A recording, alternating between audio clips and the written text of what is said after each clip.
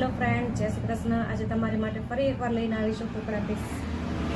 તો ચાલો આપણે જોઈએ। ઇકટ ડિઝાઇન છે, આ કાપડ કોટન, આ અજરક ડિઝાઇન છે, આ પણ અજરક ડિઝાઇન, આ ભૂરો કલર 280 માં ખાલી, કોઈ બી લ્યો તમે 280 માં। આ અજરક પણ લીલો કલર, અંદર મરૂન કલરના ડિઝાઇન આવશે। कोई भी लियो 280। बाटिक जयपुरी